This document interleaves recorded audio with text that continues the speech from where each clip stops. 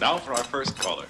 You're on the air, sir. I want to complain about that new factory they put up over on Central Avenue. Now, that's an ugly building and an eyesore, and among other things, it's going to create parking problems and traffic jams, and for crying out loud, haven't we got enough smog already? Ah, did you hear that? Oh, yeah. And now for some music. Oh, Lamont, don't you care about what's happening in your community? Of course I care what's happening in the community. More specifically, the block. Narrowing it down, this house. Pinpointing it, this sofa. And hitting it on the head, this cushion. Lamont, that factory is right here in this neighborhood. As a matter of fact, it's right down the street on this very block. Yeah, I know all about that factory, Denise, and that's terrific and everything. But see, like, there's a time and a place for everything. And this is the time and the place. Oh, Lamont, you're a shallow, uninvolved person. I'm not. Look, if I wanted to, I could call that station and tell them a few things if I wanted to. Well, so, go right ahead. Go on. Tell them right now. Oh, there's no way in the world you're gonna get me to call up that radio station and talk to them people and make a fool out of myself. Ain't no way you're gonna get me to do that. I would only give myself totally to a man that gets involved, really involved. What's the number of that station? 555-3211. You want involvement? I'll give you involvement. Some involvement.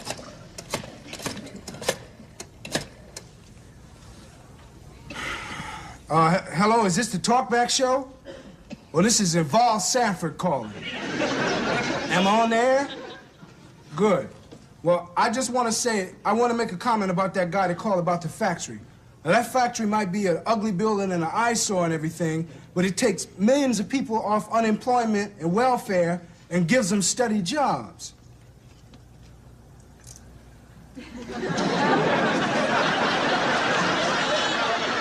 In fact, I would do all that I could to encourage more trade in the area.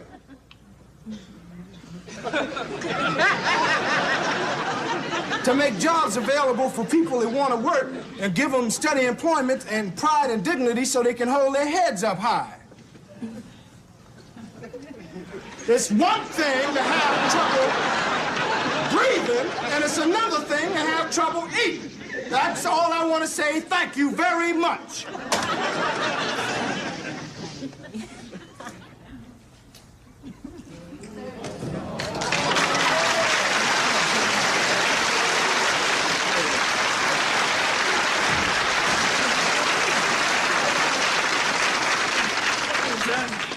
Hey, Pop, what are you doing here? I thought you and Grady went to the drive-in movie. We did, son, but see, after the movie, they were gonna raffle off a turkey. So? So a lady left early and backed over him.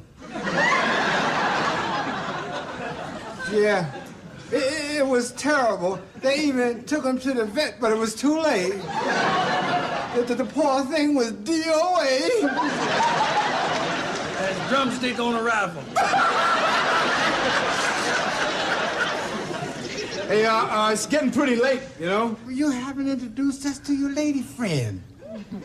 Denise, this is my father, Fred Sanford, and his friend, Grady. How do you do? Hi. Hello, darling. Yeah, it is getting late, though. Fred, I see you. Lamar, oh, and it's nice meeting you, Dennis. Denise!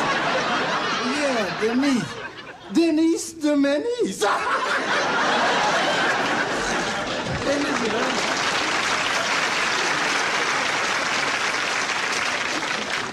Denise, can I get you something? Oh, no, thank you. Well, would you excuse us for a minute? Sure. Can I see you in the kitchen, Father? Excuse us. Just want to have a little involvement with my dad. Hey, man, what's the matter with you? Listen, son, I know everything that's going on here, and that's your business. Oh, I was hoping you'd understand. I mean, if you want to stay down here with that girl, that's your business. Thank you.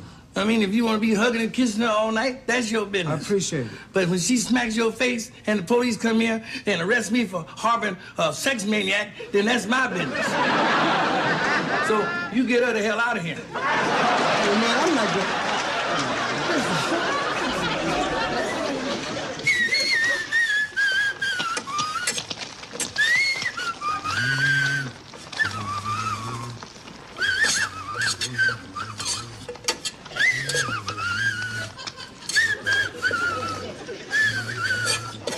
knock off the whistling that's bothering me.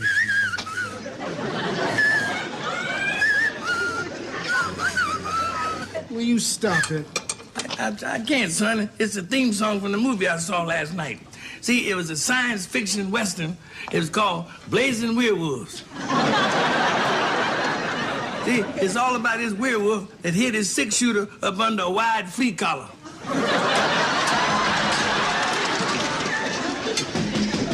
Come in. Hey, Mr. Sanford. Hey, Lamont, listen, I only got a second. But... Yeah, your time is up. Would you dig yourself, Pop? Listen, as Confucius once said, if you don't want to order knuckles in your face, then get your poking noodles out of my place.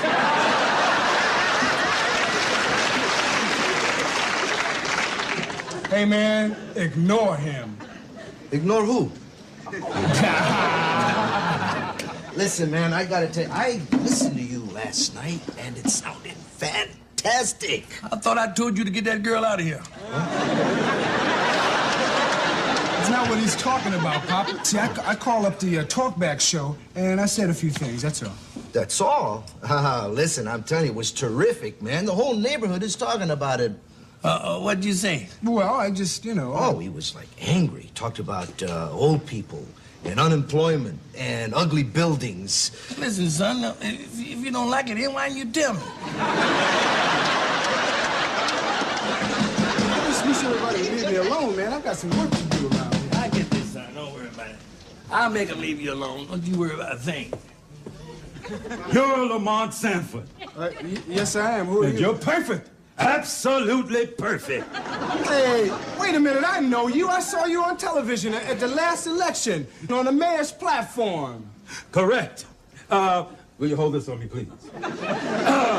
James Montgomery Cambridge, mover of men, past holder of public office, servant to the people. And who are you? Fred G. Sanford, mover of junk. Present holder of this stinking cigar. Servant to this dummy.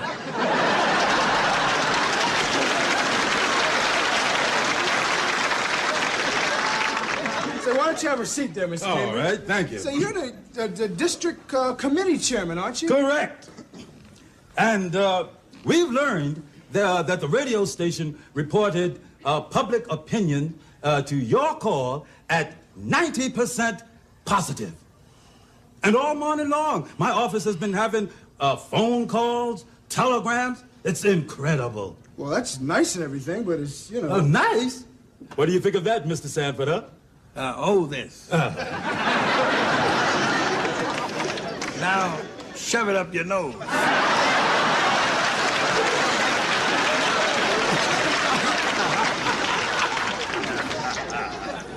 Lamont, I'll get to the point. You are the perfect candidate to run for the office of State Assemblyman in this district. Assemblyman? Me? Hey, man, I didn't even graduate from high school. Oh, Lamont, that doesn't matter. You're down to earth. Young. You're a breath of fresh air. Maybe you should run for deodorant.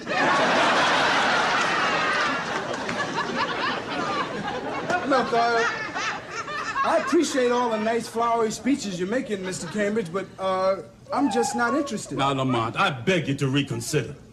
Your state is calling you. No, man, definitely not. Oh, well, all right. I guess I'll just have to cancel your fundraising dinner. Fundraising? Fundraising? Listen, son, your state is calling you. Now, hurry up and answer before they hang up. Lamont, by the way, just in passing, an assemblyman does earn about $20,000 a year. My son, serving his country with honesty and youth, and serving his voters with integrity and pride, and serving his father with a new truck and a color TV. Come right in. Welcome to the Black Caucus. Hey, everybody. Say, Lamont, you mind signing these postcards I promised the fellas down at the barbershop that I could get your autograph? Do you have that, Lamont? Well, every one of those autographs represent a vote. And a dime. You charging a dime for Lamont's autograph? No, Fred, that's what they offered. The dime was their idea. But that's magnificent. I wanted $1. Say, look, wait a minute. Now, this whole thing is getting all out of hand. Me being assemblyman and signing autographs. You running for the assembly? Hey, that's terrific, Lamont. You can make a fortune. You can make a fortune, plus you get $20,000 a year salary. Hey, Papa, just stop it. Just stop it. Mr. Cambridge, the point is I'm just not qualified for the job. Qualified? What do you mean qualified? The man is talking about politics, not brain surgery. Through one of my connections at the Department of Motor Vehicles, I took the liberty of having your driver's license photo put onto this poster. Hey, Lamont, look at that. Well, it's just a picture. Lamont, if you decide to run, we'll put them up all over. Why, every person in this district will have your face embedded in their memories. Well, it is a nice likeness. A very good likeness. Now, why don't you reconsider it, huh? Come on. Come on, Lamont. I mean, Yeah, son. Good for this district. All right, I'll do it. So you have decided to answer the call, huh, son? Yep. Mr. Cambridge, my son is going to take the call. Would you kindly deposit $20,000, please?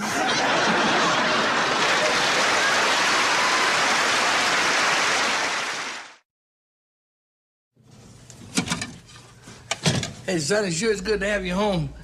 You haven't been home for dinner in weeks. Uh-huh. Sure has been lonesome around here. Yeah. You know, I fixed your favorite dinner tonight. Celebrate. They got steak and onion ring and French fried potatoes. You love all that. They had the French fries and I got pig feet and chicken eyes.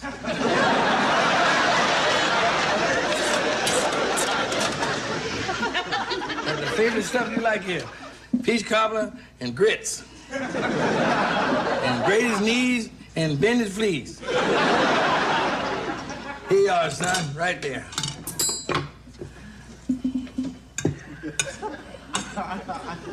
Gee, you finished already, huh?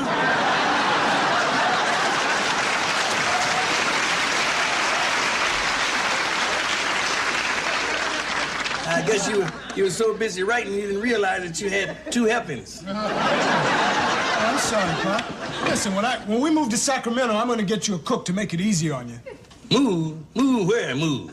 Well, if I become assemblyman, we'll have to move to Sacramento, Pop, because the state legislature's in the capital. Move? I ain't moving nowhere. I like it here. All right, then you can fly up and see me every now and then. Fly up? You mean you leave me here?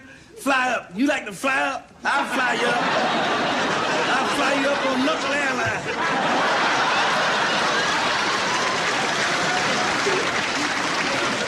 And I'll fly you up first class. Oh, wow, look at the time. I gotta get out of here. You mean you're going somewhere again? Listen, son, you don't never stay home like you used to. Why don't you stay home sometimes so we can talk like we used to, sit down and watch television stuff? We can stay home tonight and watch a good horror. It's one of those monster pictures on tonight. Your favorite. It's called Teenage Frankenstein meets the acne doctor. Hey, Pop, look, man, I got that debate tonight on television with Harriet Radner. How could you forget that? Well, if you can get your father, I can forget a television debate.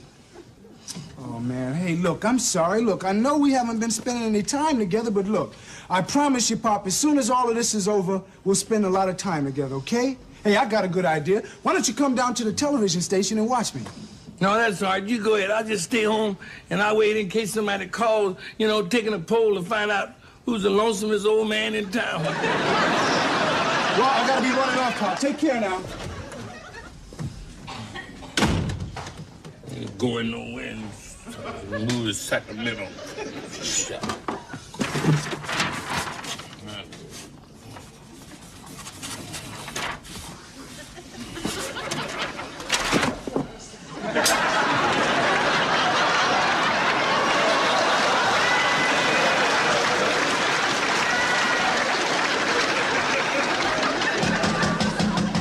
Come on in. Hey, Fred. Hey, Grady. But listen, Fred. Fred, I don't know what to do. I'm gonna miss Lamont so much. Yeah, but listen, Fred. When he move up to Sacramento, I'll be in this house all by myself. Yeah, but listen, Fred. I feel so low Listen, Fred. and despondent. Fred. I mean, jeez, I'm just depressed. Well, listen, Fred. The swinging Sandler sisters are on their way over here. I ain't never felt this good. What? San Francisco over here? Yeah. When they coming over? Well, in a minute now. Well, let's get together, get some party stuff together. When I got the party stuff, I went out and got some potato chips and a bag of pretzels and a whole bottle of silver sack. And I even got us some cigars so that we can offer the ladies our tipperillos.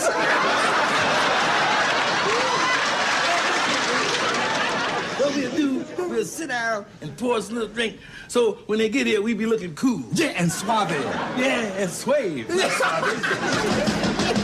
they are. Our little pigeons. Right on time. Two little pretty pigeons. Coming. Come in, pretty pigeons. Welcome, my two lovely pigeons.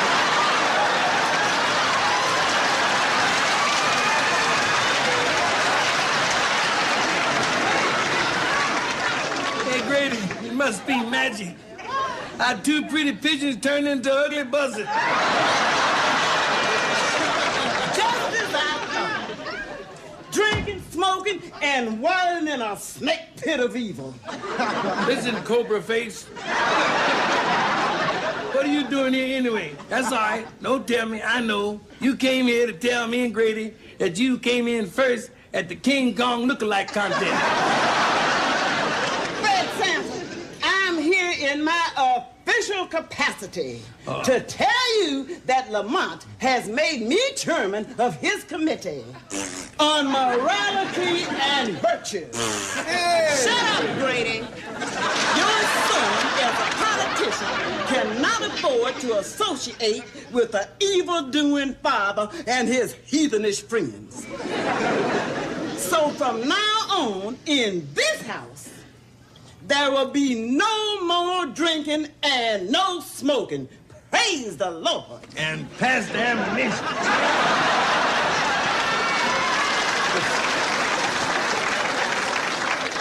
You go ahead on and break that, honey, because you won't be needing that no more. Because I just saw the Sattler sisters and sent them away. No, you didn't. You did what? You heard me. Oh, no. Now, hear this. Repent. Listen to the Lord. Let me put some salvation in your ear. You're right, Esther. I've been wrong. I listened to you, and I'm gonna make a deal with you. It's about time. I'm gonna let you put some salvation in my ear.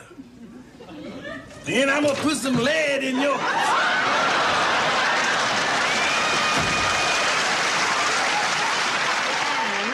Federally funded, low-cost housing deteriorates in a few years, and we have yet another ghetto.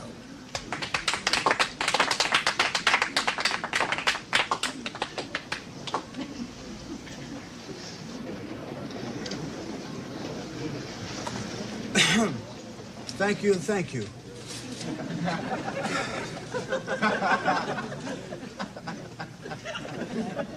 In reply to my honorable and distinguished opponent, all I will say about the housing problem is that it is a problem. Wow. But I assure you that myself and my staff will look into the subject with all the diligence at our command. Thank you.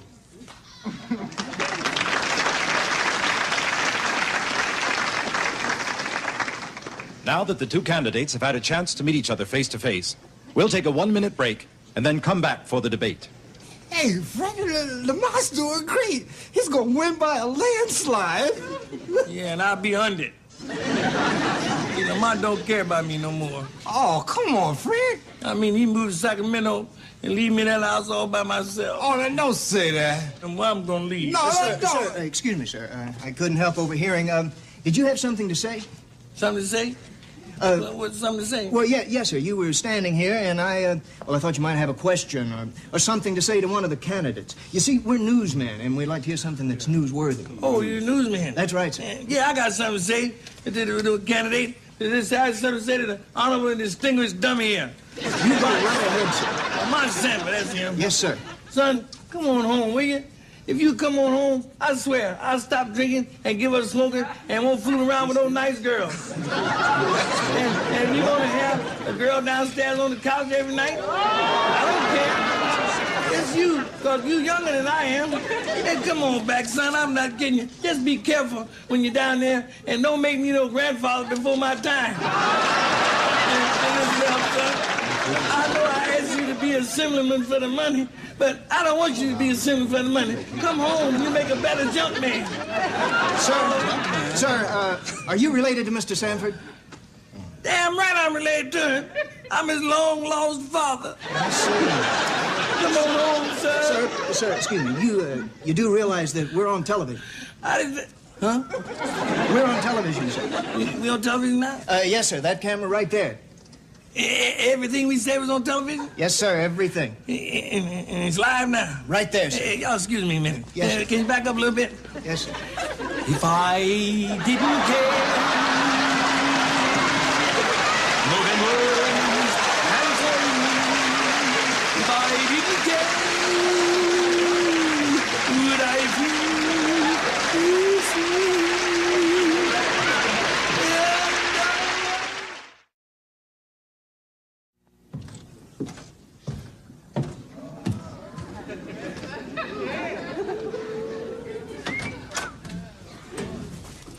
Where you going? Somewhere. Anywhere. It don't make no difference. You don't care. Oh, come on, Pop. That's right. You don't care. You move to Sacramento, and ain't nothing here for me. I might as well just walk outside that door and fade on into the sunset. Pop, the sun went down 6 hours ago. You don't care. Look, I do care, man. I've withdrawn my candidacy. I've quit. Yeah, you quit because I embarrassed you. Yes, you embarrassed me, but look, I finally realized that I wasn't qualified, man. What the people need is somebody that knows what's going on in the community. And that person is Harriet Radner. I think she'll make a fine assemblywoman. And it's not your fault. It is my fault, too. It's all my fault. I feel like just walking down the street and just alone contemplating where I failed you. Oh, come on. I think I'll stop by Sanctified City and pour my soul out to Reverend Spike. Well, if you think it'll make you feel better. It'll make me feel better, son.